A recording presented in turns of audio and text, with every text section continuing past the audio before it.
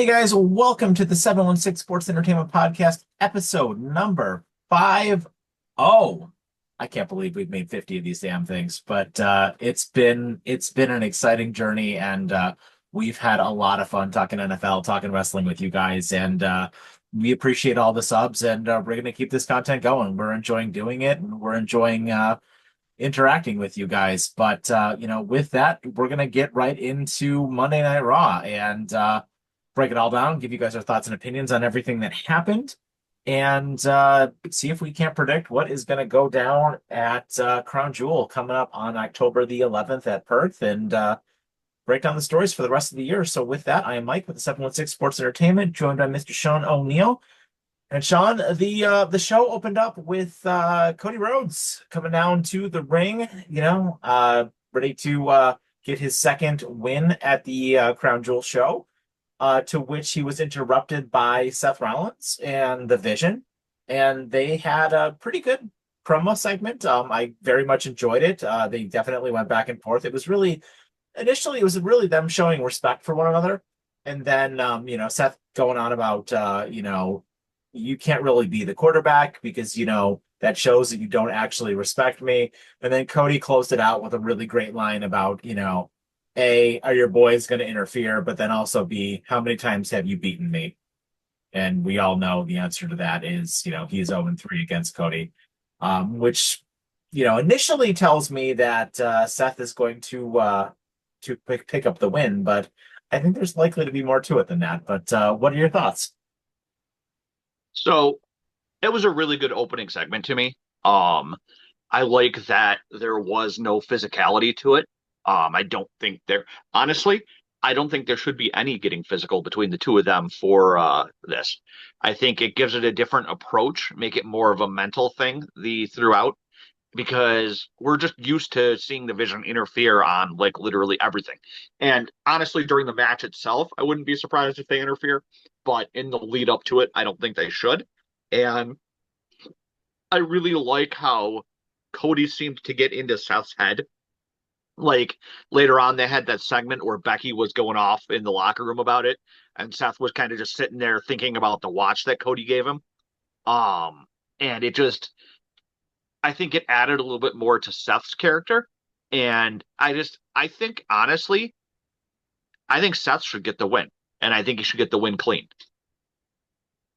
Yeah, I mean, it really showed a lot of the insecurities with Seth, right? Like, I mean, and that's kind of the part I like about, the character development there because he was insecure. He really does feel like, you know, the things that Cody said are the truth, right? Like, Cody really is the number one guy. And we all know that Cody is the number one guy, and Seth has the secondary belt.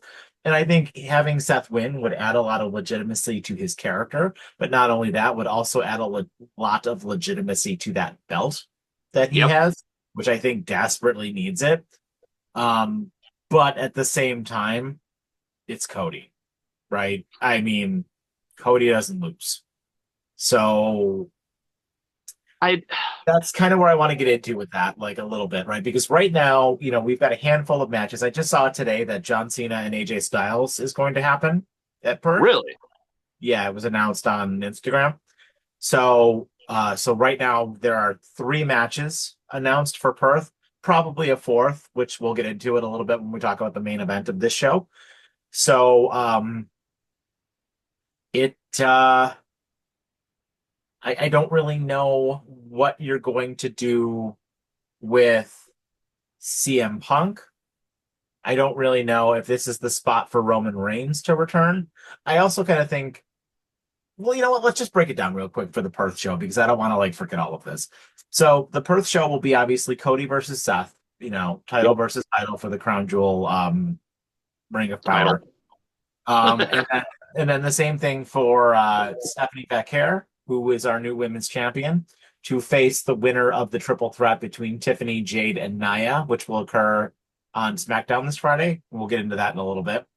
And then we've got Cena versus AJ, which was announced today on Instagram.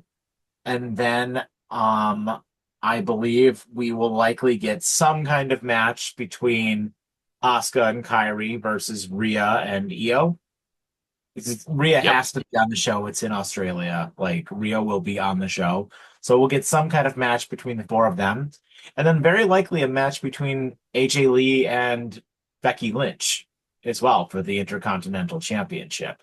So if we go by WWE's standard booking of 5 matches, I mean that's it. We're also looking at eventually getting a match between Rusev and Dominic Mysterio, which could happen on that show as well. Um, who the hell knows what they're going to do with Julia? Who the hell knows what they're going to do with Sami Zayn? But regardless, so that's where that show is looking right now. So to my point, if the Vision interferes in that match, you have a CM Punk waiting in the wings, right? To Yeah. come out and help Cody. And Roman Reigns is on the poster for Is he? Perth. Yep. So is Punk. And Roman Reigns is on the poster for Survivor Series, and so is Punk. And Survivor Series is the next show after Perth. So you gotta think that Roman Reigns is gonna have to come back sooner rather than later, right? So if the Vision does get involved, do we see Roman? Do we see Punk? I mean, is that how we're gonna kind of do our War Games match this year? Maybe. Would it be Cody, Roman, Punk, and the Usos versus Seth's group, and then they add 2 more goons, maybe Drew McIntyre and somebody else? So first off, Perth. I think because it's Crown Jewel, it's going to be more than the usual 5 matches. I feel like this is going to be, with it being one of their bigger things and the way they like to push Crown We said that Jewel. about WrestlePalooza, though, too. Everyone Yeah, thought that but was going to be.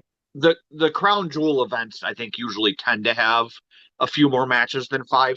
I think they're usually like 7 or 8. Um, so I could see them adding a couple more things, especially with it being feeling like it's right as of right now loaded more towards the Raw side. Other than the 2 like champion versus champion matches. Um, because like you said, we're gonna have Rhea and Io most likely versus the Kabuki Warriors, which I think I called. Um, then AJ versus John, and since John is now a Raw star, it just leans heavily that way. So we're gonna have to work some more SmackDown stuff into it. And the Cena versus AJ Styles one kind of surprises me. I hadn't even heard that, but I don't really watch Instagram. Um, they really are real just doing a run back of all of Cena's greatest hits because he had that tremendous feud with AJ Styles, Yeah, and that was great. I'm not going to complain about it. I think that's fantastic. Um, I don't know. I really like the way most of this is going, and I think that I really don't know what they're going to do for the War Games at Survivor Series because if I'm WWE, I don't know that I want to risk Punk in a War Games match again. You know what I mean? With how many people got injured in that War Games match last year, Bronson Reed out for like 4 months. You had uh, one of the other Bloodline guys out for a while. Like War Games matches can be dangerous, and Punk isn't young anymore. Well, I mean, it's the thing is, it's a stadium show, right? It's going to be at, I think, at Petco Park in San Diego. So, I mean, you're going to have 50,000 people there for that at least. So I got to imagine they're going to want to put on a really, really big show because that is Survivor Series has always, even though it's It's one of part the of big 4. their big four, it's the shortest of the big four technically, but they usually do it's typically more than a 5 match card as well, right? Survivor Series has always been like a bigger show, but like if you have to have that War Game stipulation, right? Like where else are you going to go with that? They're not going to do the El Grande Americano thing for the War Games match. Like they absolutely will not do that. That would make fans like kill them. I can't Here's a really think question of though. any. I mean, Judgment Day again, but I doubt it. Here's a question for you though. Does it have to be a War Games again this year? They already announced it as Survivor Series War Games. Oh, they did? Okay. I was gonna Yeah. say because I would be fine with them taking a year off from the War Game stipulation. Give me a Survivor Series that goes back to the traditional 5-on-5 elimination tag match between brands. or something along between teams, something along those lines. I suppose. I mean, maybe if you added like, I don't know. I Just mean, to mix it up a little bit. you can't really add like a title shot anymore if it's a 5-on-5, But I'm not interested in Raw versus SmackDown anymore. It doesn't That's have to be a brand thing. It could just be two 5-on-5 teams. You know what I mean? Yeah, I Give me suppose. give me Team Vision versus Team Punk. And Punk goes out and like cherry picks a specific team that he wants to run. Yeah, I mean, I could certainly see it, right? And we've been talking a while about how, um, actually, now that I'm thinking about it, here's how I could see this going. Actually, here's my fantasy booking for it. You've got the Vision as they're presently constructed, and then we'll get into what happened next on Raw and everything that's going on. But then you have a heel Jey who aligns himself with the Vision, and Drew McIntyre, who's still trying to feud with Cody. So that's how you get your five there. And then Jimmy, LA Knight, Cody, Roman Reigns, and CM Punk on the other side. It's a pretty good lineup. Right? I could I get don't know. behind that. I don't know. I don't know who wins though. I feel like the heels probably should win, but I don't know. Well, considering that the faces usually win these War Games matches, it feels like I would be fine with heel Jey getting the win. Yeah, Pinning Jimmy. yeah. I don't Or really want another match even between the two better, of them, but pinning Roman. yeah. We've been talking about that for a while on this channel. We need to get to another match between Jey and Roman, and I would love that for WrestleMania. A heel Jey versus a gray area Roman Reigns. But Jey needs to win. Yes, yes, he does. Like, in order to cement Jey Uso as a true main event Roman Reigns successor, even though he'll never be as popular, but a quasi successor, Jey needs to beat Reigns. Agree. Completely agree. A lot of this episode focused around Jimmy and Jey and LA Knight and their drama. Jimmy and Jey were seen backstage right after this segment, and they were talking about their loss to the Vision and how they were still, kind of pissed off about that. And you know, Jimmy said that he was going to try and go and get a rematch, but then Jey had noted, "No, I already got a match with LA Knight later," and Jimmy was kind of pissed off about that. And they kind of had a bunch of just a bunch of like conflict between the two of them throughout the entire episode. Jimmy had ran into Cody and asked him to talk to Jey, and then Jey told Cody later on that everything was fine. He's just got to handle his business. But yeah, that was kind of the overarching story, along with the Vision stuff that was mostly into Raw. So it's kind of like a nice little wrap up of everything we were just talking about there. But it just seems like more and more they really are pushing that Jey is going to turn heel thing, I think.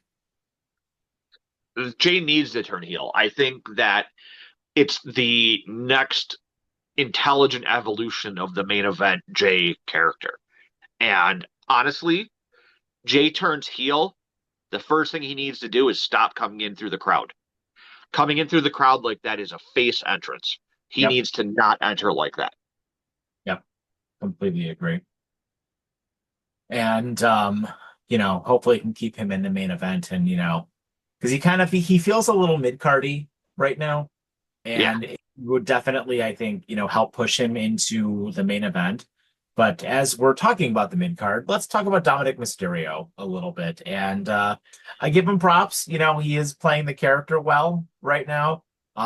He's really all over the place with the Judgment Day, and like, lying out of both sides of his mouth as to who his allegiances lie with, if it's the El Grandes or if it's with the Judgment Day. And it was seen in the start of the episode. Rusev, slammed him against a wall and was like, "Hey, that title is mine." To which he had Adam Pearce set up a match between JD McDonough and Rusev, and yeah, that that was interesting, that match. So we'll get into the match that happened before that in just a second. But let's talk about that mid card for a second. And I know I've mentioned it numerous times on this channel, but yeah, the Rusev needs to win that belt. So I'm not sure Rusev's going to win it.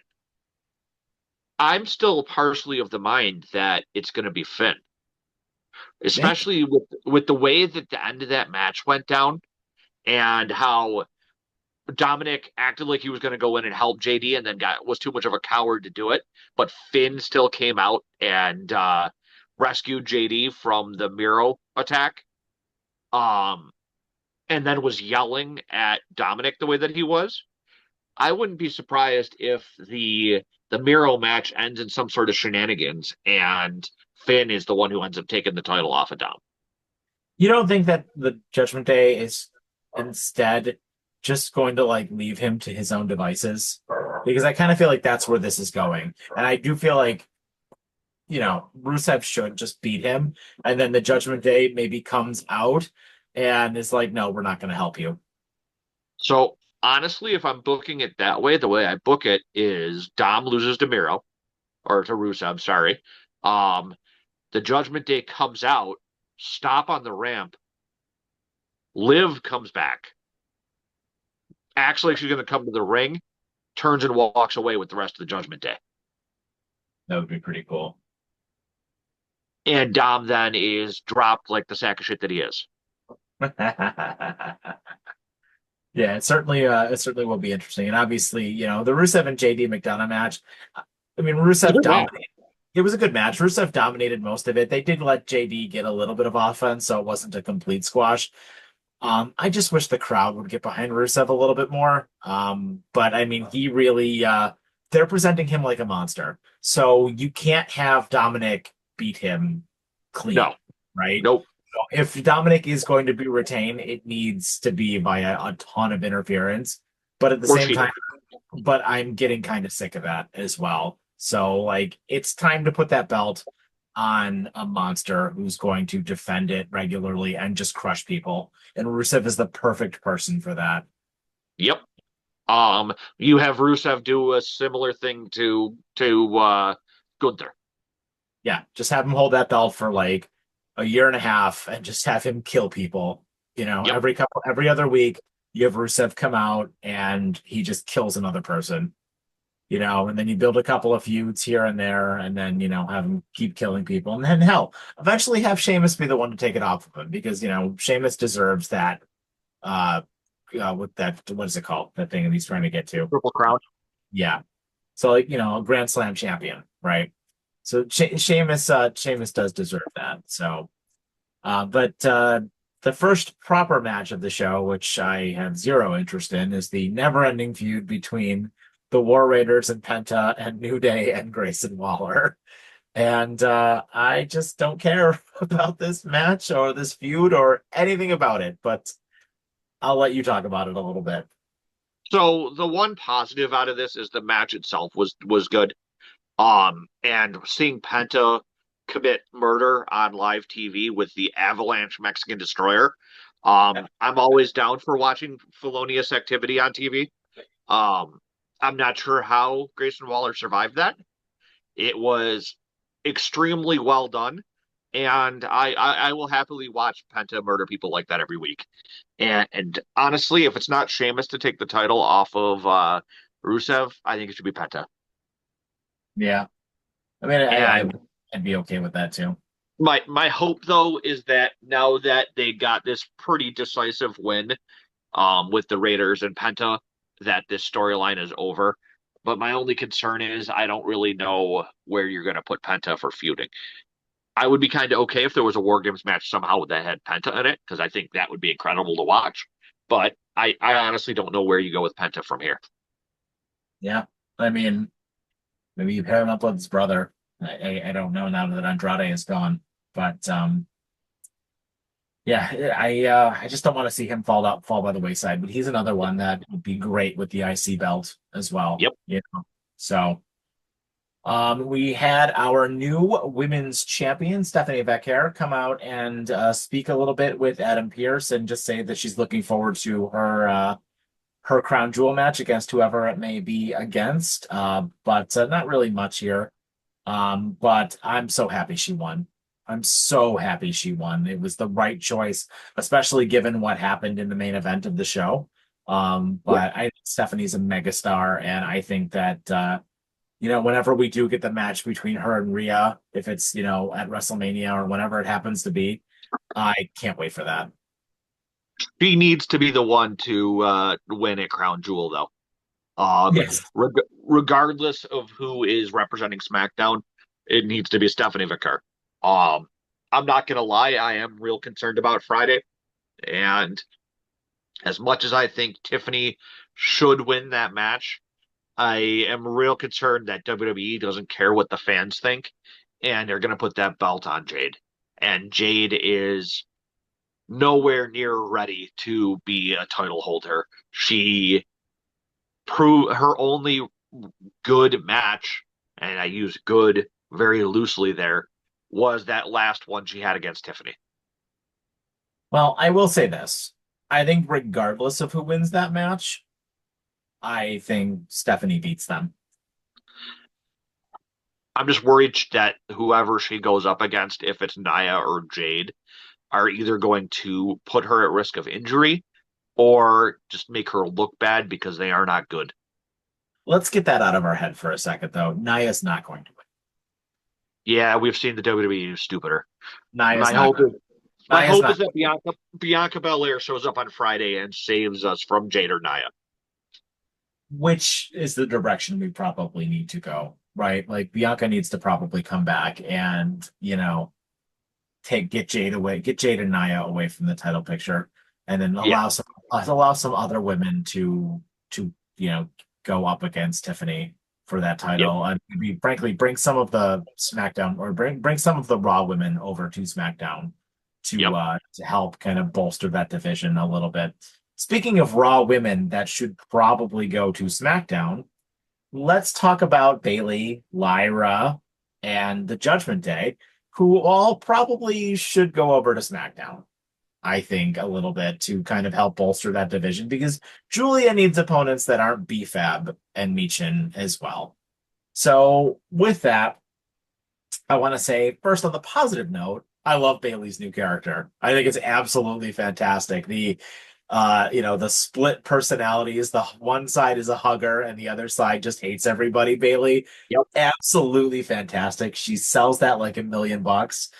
She had her match with the Roxanne Perez where she won.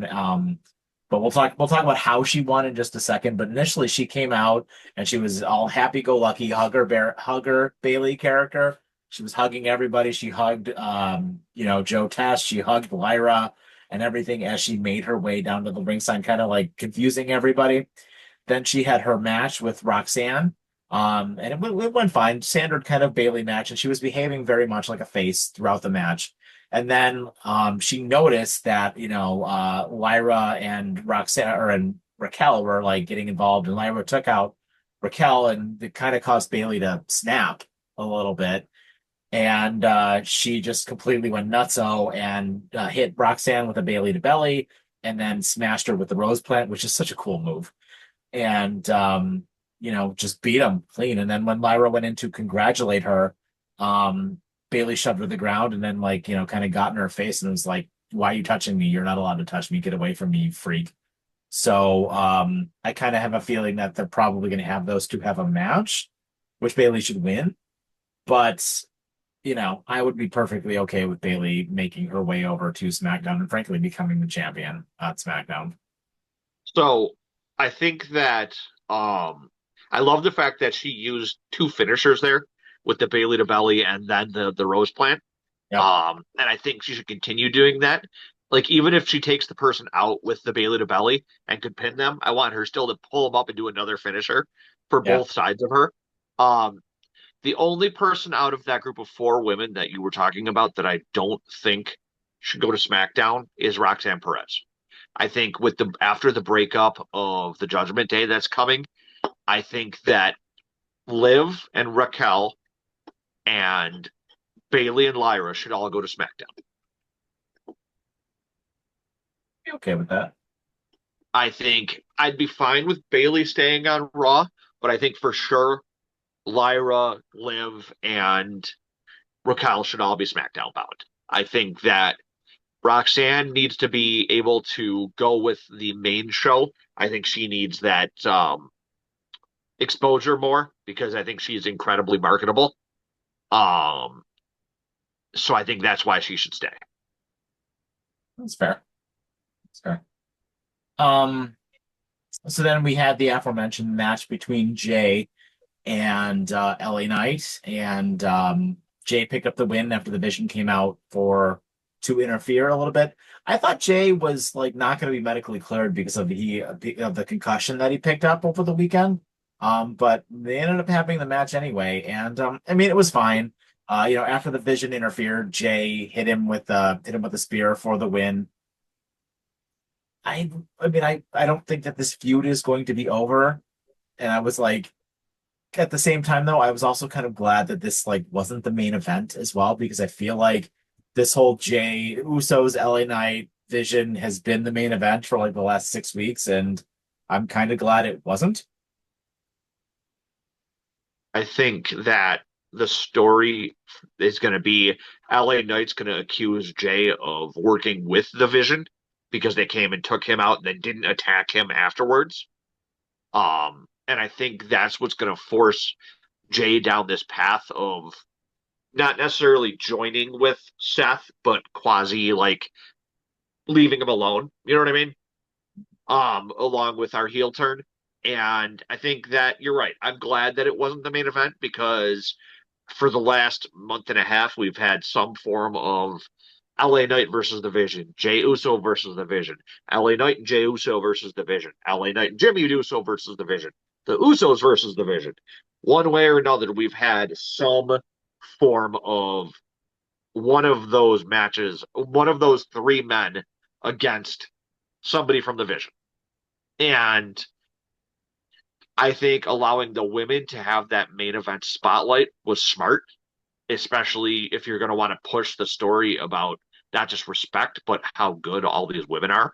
Yeah. Because WWE sometimes forgets that these women are sometimes better than the men on the roster.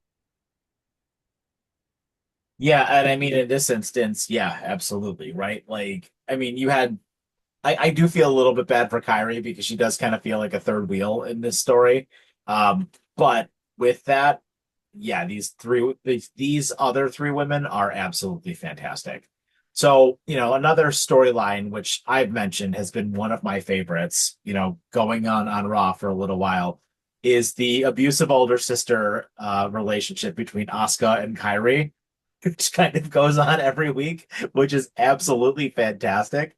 But also, what is going on the side between Asuka and Io, and then Asuka and Rhea, right?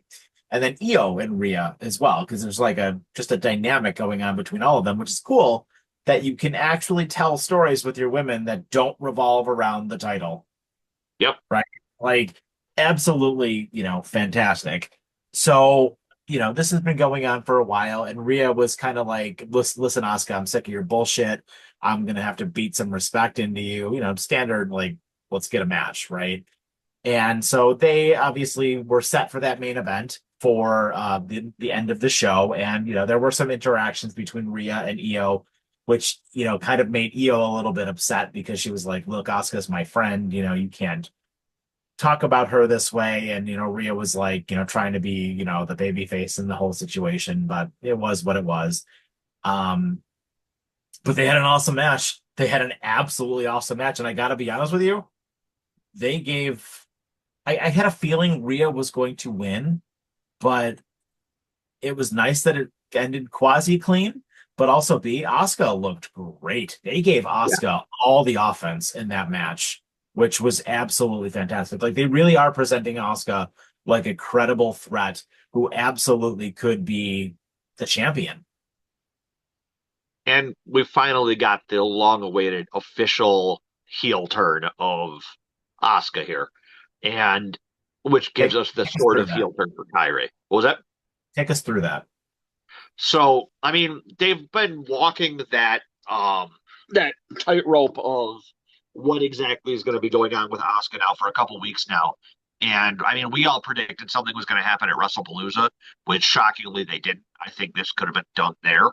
But following the match, Asuka proceeded to wait. Did they? Yeah, Rhea turned around into a face full of the mist from Asuka and was proceeded to beat down uh Asuka and Kyrie beat down Rhea and Asuka ordered Kyrie to do it, which was great. But then, but then Kyrie got into it pretty quickly. I think I don't know if that part is what I would classify as the heel turn. What happened next, though, was 100% solidified it. came down to rescue Rhea and basically got between Rhea and Asuka and bagged Asuka off, and it looked like she had convinced her because they were hugging, and it looked like they had reconciled there, only for Asuka to hit Io with that vicious spinning back fist, and have Kyrie and Asuka proceed to beat the dirt off the two of them for the closing moments of the show. And the crowd loved it. I mean, they booed the shit out of Asuka, which was great. Absolutely, because Yep. Asuka hasn't been getting much of a reaction, and now she's going to get booed to shit because everybody loves Rhea, and so like they are and they love. I mean, frankly, they love Io too, like quite a bit. Io Yeah. gets a pretty big pop from the crowd, so I mean, this like Asuka's going to get nuclear heat, and it's going to Yep. be absolutely fantastic too, which will probably help everybody involved whenever Kyrie stands up for herself as well, which she will eventually do, right? Like you got to imagine eventually Kyrie will stand up for herself and the crowd will probably love it, which will help It's get gonna Kyrie be over as well. So it's gonna many be things they could do with this. It's great. it's gonna be similar to the Gable and Otis storyline. Mhm. And I think that this time, though, they can actually do it without flubbing it the way they did the Gable and Otis one. Because they had the Gable and Otis storyline go on for way too long. I think that they can properly time this one. And when Kyrie turns on Asuka, I think she'll get a huge pop. Yeah, yeah. I do It's before we finish up here, I do want to mention they had a vignette for I know it wasn't your favorite part of wrestling lately, but I really enjoyed the vignette they had for the three Americanos. I thought they did a pretty good job with that. so care.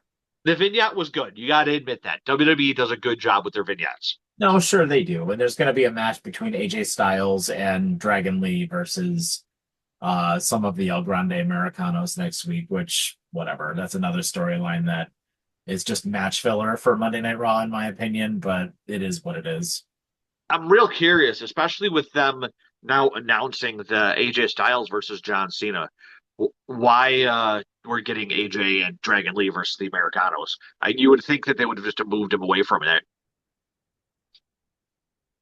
I don't know. But yeah, so that was Monday Night Raw. So what is your final grade and opinion? I enjoyed this Monday Night Raw. I think that there were the backstage segments were good. The in-ring action was very good. I think that women's match alone is why I give Raw 4 out of 5 for this past Monday. I think that made the entire night worth watching. Yeah. I really liked that there was a lot of wrestling on this show. Yes. Like, that I think like just really helped it a lot because like sometimes we go through and we have like, just a couple of matches. But this time we had 5 matches and 2 of them were great, Yep. So I was very pleased with that. So yeah, I give this show a solid like 3.5 or even a 4 out of 5. And it definitely helped to get things going. I love the stuff that's going on with Cody. And I think it's going to be a lot of fun as we build up some of these big time matches for Crown Jewel and then eventually make our way to Survivor Series. So we're gonna have to see where a lot of this other stuff goes. So I would assume Punk will be back on TV next week, and so will AJ Lee, and we'll start building that match between Becky and AJ Lee as well. I just thought of something. what if the War Games is some combination of Finn and Judgment Day people against Dom and the Americanos? I would hate that. So would I, but what if, I mean, it's they already have four people there and they're teasing that who is Dom's allegiance really with? I know, but I would just absolutely hate that. I mean, Was just a thought. you could do that, I suppose, but I feel like that's such a waste of a War Games match. Yeah. Yeah, I think you're probably right. I don't think because the men's War Game match is typically the main event, right? And I don't think you can market that match as the main event because I think a lot of people would not be interested in that match. It's a cool idea, and I don't mean to like shit all over it, but I think you could do something like that on TV. Yeah. Watch the women's War Games be the main event this year. Watch it be the Kabuki Warriors and somebody versus a combination of Vikur, Rhea, Io, and two other people. Yeah, I mean, you could get Julia in there to go with the heels, right? I mean, I got it. The Kabuki Warriors and the Secret Hervis versus Rhea, um, Rhea Vikur, uh, Io, and Charlotte and Alexa. yeah, that's you know what? That's probably what's going to happen too. Like, let's be honest. That's probably exactly what's going to go down. So, but we will see. So yeah, so that's our episode, guys. Thank you so much for joining us for 50 of these wonderful things, and God willing, we're gonna have 50 more. So thank you guys so much for joining it. Us as always, smash that like and subscribe button. We really appreciate it. Have yourselves a fantastic evening and take care.